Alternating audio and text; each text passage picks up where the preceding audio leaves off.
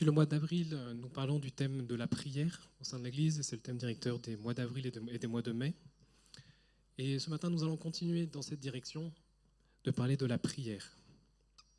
Et plus précisément, dimanche dernier, le pasteur Josué nous a partagé sur le thème de l'intercession, au cœur de l'intercession, le cœur de l'intercesseur. Et il avait pris ce passage dans Ézéchiel au chapitre 22 et au verset 30, que je vous propose qu'on reprenne ensemble ce matin. Ézéchiel au chapitre 22 et au verset 30. Je cherche parmi eux un homme qui élève un mur, qui se tienne à la brèche devant moi en faveur du pays, afin que je ne le détruise pas, mais je n'en trouve point. Dieu cherche un homme, Dieu cherche une femme, Dieu cherche des hommes, Dieu cherche des femmes qui se tiennent à la brèche. Et c'est le thème de ce matin que nous allons avoir ensemble, c'est comment intercéder en se tenant à la brèche. L'intercession. Donc par définition, donc le mot intercéder, cela signifie intervenir auprès d'une personne qui a autorité ou compétence en faveur de quelqu'un. Au temps du Moyen Âge, il y avait des personnes qui intercédaient auprès du roi pour lui demander une faveur. Et ça me faisait penser à ce passage de l'Écriture dans 1 Roi au chapitre 2, excusez-moi, où on avait donc Adonijah, qui était le fils de Haggith et du roi David, qui était allé voir Bathsheba pour qu'elle parle au roi Salomon en sa faveur.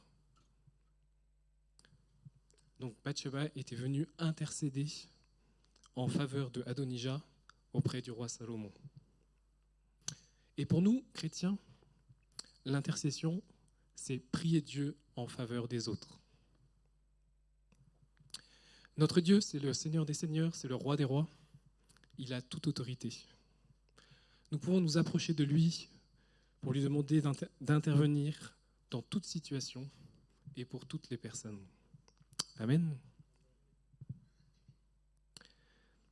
Intercéder à la brèche. Qu'est-ce qu'une brèche ? Si on prend la définition du dictionnaire, j'ai pris le Larousse, une brèche, c'est une ouverture pratiquée irrégulièrement dans un mur, dans une clôture, et par où on peut pénétrer. Dans une connotation plus militaire, c'est une ouverture pratiquée par les assaillants dans un rempart ou une fortification. C'est une trouée qui est faite dans une ligne de défense, un front, des troupes. Une autre définition nous dit aussi que une brèche est une ouverture ou une cassure produite par des fragments de matière enlevés. Et pour étudier ensemble ce thème de comment intercéder à la brèche, je vous propose qu'on étudie le livre de Néhémie. Et nous allons prendre donc le livre de Néhémie au chapitre 1, et nous allons le lire du verset 1 jusqu'au verset 11. Donc Néhémie chapitre 1, à partir du verset 1. Histoire de Néhémie, fils de Hakalia. La 20e année du règne d'Artaxerxès, au mois de Kislev, je me trouvais dans la citadelle de Suse. Anani, l'un de mes parents, arriva avec un groupe d'hommes de Juda. Je leur demandai des nouvelles du reste des Juifs revenus d'exil et de Jérusalem. Ils me répondirent : ceux qui ont survécu à la captivité et qui vivent dans le district de Juda se trouvent dans une grande misère et dans une situation très humiliante. Il y a des brèches dans la muraille de Jérusalem et ses portes ont été détruites par le feu. Lorsque j'entendis ces nouvelles, je m'assis, je pleurais et je fus plusieurs jours dans la désolation. Je jeûnais et je priais devant le Dieu des cieux. Et je dis : ô Éternel, Dieu des cieux, Dieu grand et redoutable, toi qui gardes ton alliance et qui fais miséricorde à ceux qui t'aiment et qui observent tes commandements. Que ton oreille soit attentive et que tes yeux soient ouverts. Écoute la prière que ton serviteur t'adresse en ce moment, jour et nuit, pour tes serviteurs les enfants d'Israël, en confessant les péchés des enfants d'Israël, nos péchés contre toi, car moi et la maison de mon Père, nous avons péché. Nous t'avons offensé et nous n'avons point observé les commandements, les lois et les ordonnances que tu prescrivis à Moïse, ton serviteur. Souviens-toi de cette parole que tu donnas ordre à Moïse, ton serviteur, de prononcer. Lorsque vous pécherez, je vous disperserai parmi les peuples. Mais si vous revenez à moi et si vous observez mes commandements et les mettez en pratique, alors quand vous seriez exilés à l'extrémité du ciel, de là je vous rassemblerai et je vous ramènerai dans le lieu que j'ai choisi pour y faire résider mon nom. Ils sont tes serviteurs et ton peuple, que tu as racheté par ta grande puissance et par ta main forte. Ah Seigneur, que ton oreille soit attentive à la prière de ton serviteur et à la prière de tes serviteurs qui veulent craindre ton nom. Donne aujourd'hui du succès à ton serviteur et fais-lui grâce devant cet homme. J'étais alors, et chanson du roi. Donc si on fait un petit contexte historique de ce passage, donc le roi perse Nabuchodonosor avait attaqué Jérusalem, et il l'avait vaincu, il l'avait remporté, et il avait emmené en exil chez lui à Babylone toute une partie du peuple juif. Et Néhémie, c'était un des descendants de ces juifs qui avaient été exilés. Et donc si on étudie ensemble l'attitude de Néhémie, on voit dans un premier temps, le verset 2 nous dit que Néhémie demanda des nouvelles du reste des Juifs revenus d'exil et de Jérusalem. On voit que la première attitude de Néhémie, c'est de s'intéresser à ce que vit Jérusalem, à s'intéresser à ce que vit le peuple juif qui est à Jérusalem. S'intéresser à ce que vivent les autres, se préoccuper des autres, c'était l'attitude qu'avait Néhémie lorsqu'il intercédait. Alors que Néhémie, c'était les chansons du roi, donc il avait donc une position de haut fonctionnaire. Il était à la cour impériale et il s'est préoccupé de ce qui se passait à Jérusalem. Il se préoccupait de ce qui se passait dans la vie du peuple des Judéens. Il était attaché à Jérusalem et à son peuple. Ensuite, nous voyons que lorsque Néhémie a entendu les nouvelles, il s'est assis et il s'est mis à pleurer. On voit à travers de ce passage toute la compassion qu'avait Néhémie pour ce qu'étaient en train de vivre les habitants de Jérusalem. Et qu'est-ce qui a amené cette compassion à faire ? Le verset 4 nous dit que Néhémie a jeûné et a prié. Il a jeûné et a prié constamment devant le Dieu du ciel. La compassion, c'est l'amour qui pousse à l'action. La compassion de Néhémie l'a poussé à jeûner et à prier.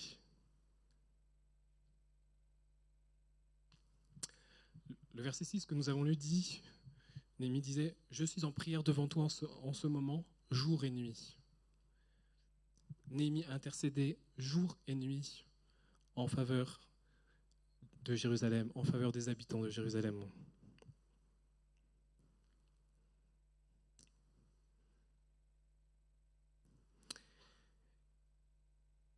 Et ce passage nous dit « Et pour confesser leurs péchés, car nous avons péché contre toi ».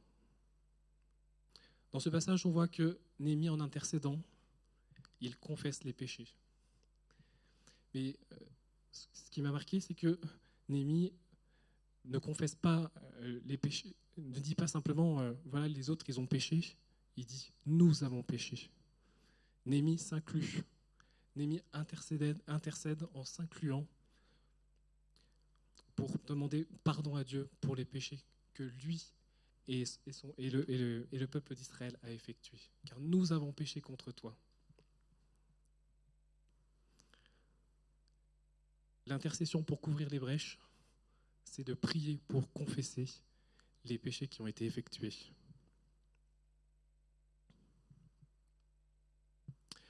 Dans le verset 8, on voit qu'il disait, donc souviens-toi cependant, je te prie, de ces paroles que tu as ordonnées à ton serviteur Moïse de prononcer. Lorsque vous serez infidèles, je vous disperserai parmi d'autres peuples. Mais si vous revenez à moi pour obéir à mes commandements et les appliquer, alors même si vous vous trouvez éloignés jusqu'aux extrémités de la terre, je vous rassemblerai et je vous ramènerai de là au lieu que j'ai choisi pour y établir ma présence. Là, on voit que Néhémie intercède en rappelant les promesses que Dieu a faites à son peuple. La parole de Dieu regorge de promesses et on peut intercéder pour les uns pour les autres en s'appuyant sur les promesses qui se situent dans la parole de Dieu. Donc ensuite, l'histoire nous apprend donc, que Néhémie a eu l'autorisation du roi Artaxerxès pour se rendre à Jérusalem et il a commencé donc il s'est rendu à Jérusalem et on voit après au chapitre 2 de Néhémie, on va le lire ensemble, Néhémie au chapitre 2, du verset 13 au verset 15. Je sortis cette nuit-là par la porte de la vallée et je me dirigeais vers la source du dragon et vers la porte du fumier. J'examinais les remparts de Jérusalem. Je constatais qu'il y avait des brèches presque partout et que les portes avaient été détruites par le feu. Je poursuivis vers la porte de la source et je passai près de l'étang du roi. Mais il n'y avait plus de passage pour ma monture. Je remontais, toujours de nuit, par la vallée du Cédron en continuant d'examiner la muraille. Puis je fis demi-tour et je rentrai par la porte de la vallée. Les chefs de la ville ignoraient où j'étais allé et ce que j'avais fait. Donc on voit dans ce passage que Néhémie faisait un travail d'inspection. Pour intercéder la brèche, il est important de bien connaître toutes les brèches pour pouvoir être protégé de partout. Et donc là, Néhémie était sorti, il y allait de nuit, discrètement, et puis il allait faire le tour de Jérusalem, il allait regarder où étaient les brèches, quels étaient les dommages au niveau de la muraille, au niveau des portes, afin d'avoir une parfaite connaissance de la situation.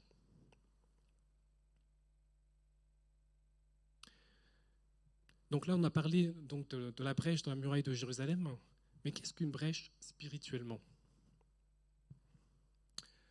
La parole de Dieu nous dit dans 1 Pierre chapitre 5 verset 8 « Soyez sobres, veillez, car votre adversaire, le diable, rôde comme un lion rugissant, cherchant qui il dévorera. » Un autre passage nous dit que le diable aussi cherche par tous les moyens à dévorer et à détruire. Qu'est-ce qu'une brèche spirituellement ? Spirituellement, une brèche est une faille dans nos vies que Satan peut utiliser pour nous faire du mal personnellement, que ce soit physiquement, que ce soit spirituellement, ou pour faire du mal aux personnes qui nous entourent du fait de notre comportement. Tous nos péchés non confessés et tous les péchés non délaissés sont des brèches qui peuvent être utilisées par notre ennemi, par Satan.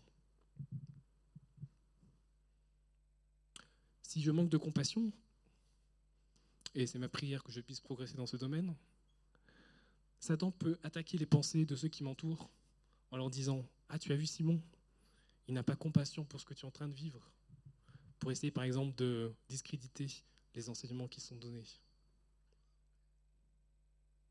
S'il y a un péché qui est non confessé, Satan va attaquer au travers de la culpabilité, au travers de plein d'autres choses.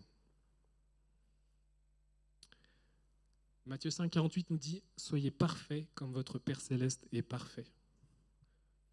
Si on ne veut pas qu'il y ait de failles dans nos vies, si on ne veut pas qu'il y ait de brèches dans nos vies, il faut que nous puissions chercher, comme nous dit ce passage, à être parfaits.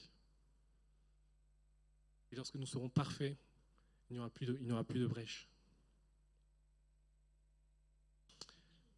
Un passage de la parole de Dieu nous dit que Dieu veut nous faire paraître devant lui saints, irrépréhensibles et sans reproche. D'être irrépréhensible.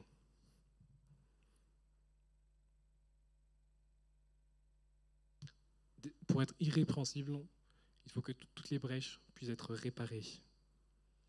Donc comment intercéder à la brèche ? Au travers de l'étude du livre de Néhémie, nous avons déjà vu plusieurs points. Donc déjà, le premier point, c'était de s'intéresser aux autres, de se préoccuper des autres, de se préoccuper de ceux qui vivent, de se préoccuper de leurs besoins. Le deuxième point que nous avions vu, c'était avoir de la compassion. Néhémie a ensuite prié et jeûné. Néhémie a ensuite confessé les péchés en s'incluant. Donc pour prier, intercéder pour les autres, il ne faut pas dire « Ah Seigneur, t'as vu, il a péché, fais qu'il puisse demander pardon ». Il faut dire « Seigneur, nous avons péché, aide-nous à délaisser ce péché. Donne-nous de produire du fruit digne de la repentance par rapport à ce péché. Donne-nous de délaisser ce péché. » Pour intercéder la brèche, il ne faut pas accuser, mais il faut supporter et il faut aider. Il faut être de celles et ceux qui aident les uns les autres à porter la charge qu'ils ont. Comment intercéder la brèche? En proclamant les promesses de Dieu. Et comme Néhémie qui a inspecté minutieusement la muraille, de même, pour intercéder la brèche, il faut être très attentif à chaque détail, à chaque mot qui peut être prononcé par une personne. La parole de Dieu nous enseigne que c'est de l'abondance du cœur que la bouche parle. Et en écoutant parler les uns les autres, nous allons pouvoir voir quelles sont les failles qu'il y a dans les cœurs. Nous allons pouvoir voir quels sont les besoins. Et nous allons pouvoir intercéder Dieu en faveur de ces besoins. Et nous allons pouvoir prier pour que l'Esprit Saint puisse agir dans les cœurs, pour que toutes les brèches puissent être réparées. Si nous voyons par exemple qu'une personne doute, au lieu de dire « Ah, t'as vu cette personne, elle n'a pas suffisamment de foi », prions plutôt « Seigneur, pardonne-nous pour notre manque de foi. Donne-nous la foi dans cette situation. » Si on voit une personne qui a de la haine, demandons pardon à Dieu pour cette haine qu'il y a dans nos cœurs et demandons-lui de déverser son amour. Si on voit une personne qui ne respecte pas ses engagements quand elle a dit une parole, demandons pardon Seigneur pour cet engagement qui n'a pas été respecté. Donne-nous être des personnes de confiance, donne-nous être des personnes qui respectent nos engagements. Quand on voit qu'il y a une personne qui a du non-pardon dans son cœur, demandons pardon à Dieu pour ce non-pardon, demandons à Dieu de déverser ce pardon pour que nous puissions pardonner pleinement, complètement et entièrement. Si on voit une personne qui se met en colère facilement, demandons pardon à Dieu pour ce caractère irascible et demandons à Dieu de nous revêtir de la douceur et d'être lent à la colère et de riche en bonté. Si on voit une personne qui a de la méchanceté dans son cœur, demandons pardon pour la méchanceté et demandons à Dieu de déverser sa bonté. Si on voit une personne qui manifeste de l'orgueil, et l'orgueil peut se manifester de multiples manières, demandons pardon à Dieu pour les différentes manières, pour les différentes phases de l'orgueil qu'il peut y avoir, et demandons à Dieu de revêtir d'humilité à tous les niveaux. Si on voit qu'une personne a de mauvaises pensées, prions comme dans Philippiens chapitre 4, verset 8, pour que tout ce qui est vrai, pour tout ce qui est honorable, pour tout ce qui est juste, pour tout ce qui est pur, que tout ce qui est aimable, pour que tout ce qui mérite l'approbation, que tout ce qui est vertueux et digne de louange soit l'objet de nos pensées. Si on voit qu'une personne est paresseuse, demandons pardon à Dieu pour la paresse et demandons à Dieu de lui donner d'être travailleur, de travailler avec ardeur, avec énergie, avec rapidité. Si on voit qu'une personne est dans l'avarice, demandons à Dieu la générosité, la libéralité. Si on voit qu'une personne est égoïste ou égocentrique, demandons pardon à Dieu pour cet égoïsme, cet égocentrisme, et demandons à Dieu cet esprit de service auprès des autres. Si on voit qu'une personne a différentes peurs, demandons pardon à Dieu pour ses peurs, et demandons à Dieu de donner la foi en notre Dieu qui protège, qui garde et qui prend soin de nous. Changeons toutes nos critiques en prière de construction. Changeons toutes nos critiques en protection des uns et des autres. Quel est l'effet de la prière à la brèche? La prière d'intercession, c'est comme un bouclier qui va protéger la brèche pour empêcher que l'ennemi puisse passer à travers cette brèche. Lorsqu'on va prier, intercéder les uns pour les autres, on va mettre un bouclier de protection devant eux pour que l'ennemi ne puisse pas l'atteindre. Et si on intercède tous les uns pour les autres, on va avoir un bouclier de protection, une muraille de protection autour des uns des autres, et le peuple de Dieu sera gardé, protégé. Et on va pouvoir avancer de victoire en victoire.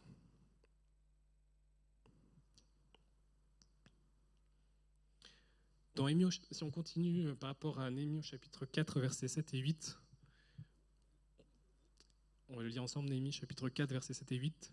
Mais Sambala, Tobija, les Arabes, les Ammonites, les Asdodiens furent très irrités en apprenant que la réparation des murs avançait et que les brèches commençaient à se fermer.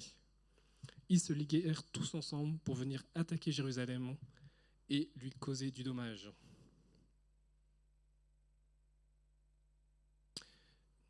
Quand il y avait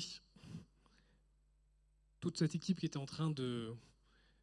L'histoire de Néhémie, on voyait qu'il y avait une partie du peuple qui était en train de reconstruire la muraille. Il y avait aussi toute une partie qui était en train, qui avait les boucliers, les armes, et qui était prêt à se défendre contre les attaques des ennemis de Jérusalem. Et quand l'ennemi va voir que quand l'ennemi voit que les brèches sont en train d'être réparées, l'ennemi va redoubler d'attaques parce qu'il veut pouvoir conserver cette porte d'entrée pour pouvoir continuer et d'intervenir, de manipuler et d'agir. Donc quand on intercède à la brèche, il ne faut pas se relâcher jusqu'à la victoire complète. Pour ne pas permettre à l'ennemi de détruire ce travail de réparation qui a été commencé.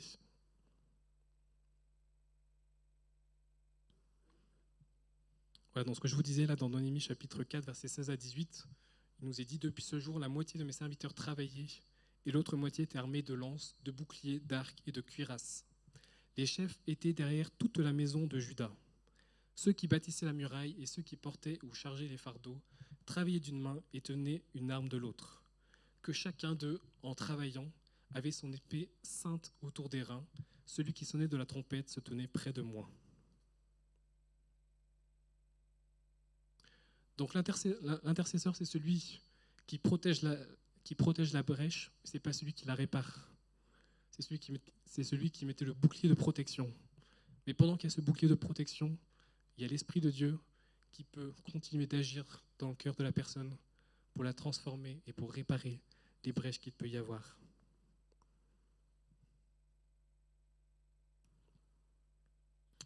Je vous propose maintenant qu'on prenne ensemble 1 Jean chapitre 5 et au verset 16. 1 Jean chapitre 5, verset 16. Si quelqu'un voit son frère commettre un péché qui ne mène point à la mort, qu'il prie. Et Dieu donnera la vie à ce frère. Il la donnera à ceux qui commettent un péché qui ne mène point à la mort. Il y a un péché qui mène à la mort, ce n'est pas pour ce péché-là que je dis de prier. Ce passage nous enseigne sur notre responsabilité d'intercéder à la brèche. Ce passage nous dit que si on voit notre frère ou notre sœur commettre un péché, qu'est-ce que nous devons faire ? Nous devons prier pour lui. Si notre frère, notre sœur fait un péché, il nous est demandé de prier pour lui. Nous avons notre responsabilité de prier pour toutes celles et ceux qui commettent des péchés, afin que l'ennemi ne puisse pas faire une brèche dans leur vie, ne puisse pas les atteindre. Il y a un proverbe qui dit « Qui ne dit mot consent ». Et ce proverbe signifie que si quelqu'un ne manifeste pas, qu'il reste silencieux face à une décision ou à une parole, qu'il donne implicitement son accord et qu'il ne peut nier par la suite cette adhésion. Mais ça, c'est un proverbe. La parole de Dieu nous dit que Jésus, lorsqu'il a été faussement accusé devant le souverain sacrificateur, lui, il est resté silencieux. Mais moi, je dirais qu'il ne prie pas consent. Si on voit une personne qui est dans le péché et qu'on ne prie pas pour qu'elle puisse sortir de ce péché, on consent à laisser cette personne dans le péché où elle est. nous avons cette responsabilité de prier pour nos frères et sœurs, d'intercéder à la brèche. Si on prend l'exemple de notre Seigneur Jésus, lorsqu'il était sur la croix, Jésus a dit « Père, pardonne-leur parce qu'ils ne savent pas ce qu'ils font. » Non seulement Jésus, il avait pardonné lui-même ceux qui étaient en train de le crucifier, mais Jésus est en train d'intercéder auprès du Père pour qu'il soit pardonné. Père, pardonne-leur. La prière d'intercession de Jésus.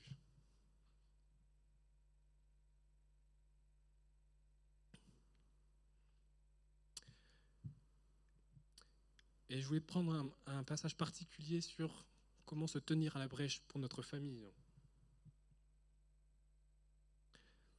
Se tenir à la brèche pour notre famille.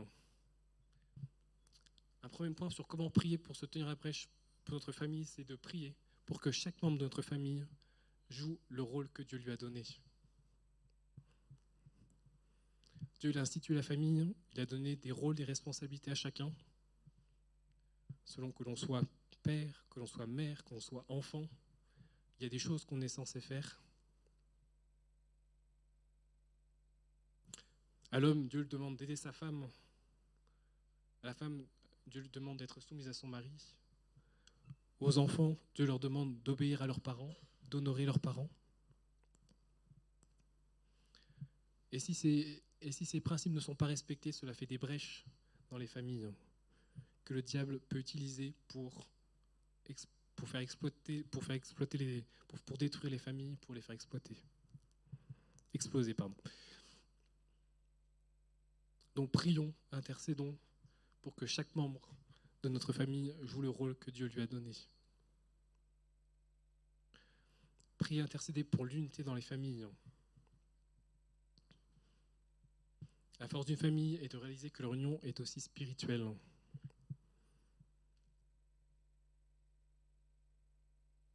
Priez pour le salut de toute sa famille. Il est aussi possible de prier pour que Dieu puisse faire grâce à tous les membres de notre famille, qu'ils puissent eux aussi connaître Jésus comme leur Seigneur et leur Sauveur, que tous puissent expérimenter le salut. Car la volonté de Dieu, c'est que tous soient sauvés, c'est que tous les membres de nos familles soient sauvés. Et Dieu veut aussi bénir de toutes les manières les familles. Nous pouvons prier pour que Dieu puisse bénir au niveau de la santé, au niveau du travail, au niveau de tous les besoins. Et je terminerai avec ce passage de Ésaïe 58, du verset 10 au verset 12. On va le lire ensemble, Ésaïe 58, du verset 10 au verset 12.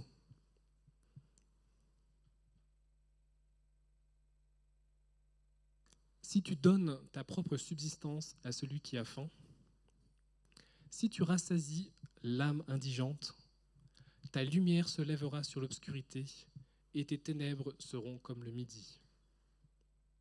L'Éternel sera toujours ton guide, il rassasiera ton âme dans les lieux arides et il redonnera de la vigueur à tes membres.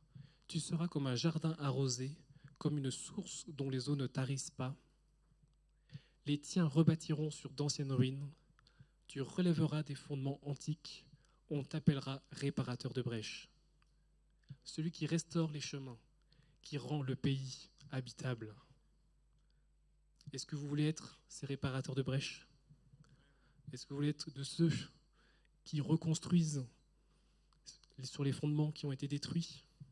Est-ce que vous voulez être de ceux qui participent à la construction des uns et des autres? Est-ce que vous voulez être de ceux qui protègent les autres? Est-ce que vous voulez être de ceux que Dieu utilise pour pouvoir permettre à chacun d'être relevé, pleinement guéri, pleinement épanoui? Amen. Allez, Seigneur, nous te remercions pour ta parole. Merci, Seigneur, parce que ta parole, Seigneur, est riche d'enseignements. Merci, Seigneur, parce que tu nous appelles, Seigneur, à être co-constructeurs avec toi, Seigneur, du royaume de Dieu. Et Seigneur, je te prie que nous puissions être tous des réparateurs de brèches, que nous puissions être tous de ceux qui intercèdent à la brèche, afin que tu puisses faire ton œuvre de restauration, de reconstruction, Seigneur, dans chacune des vies. Merci parce que tu as des plans de paix, d'avenir et d'espérance pour chacun d'entre nous. Tu veux bénir chacun, tu veux garder et protéger chaque famille. Nous te bénissons, Père, pour ton amour et ta fidélité. Amen.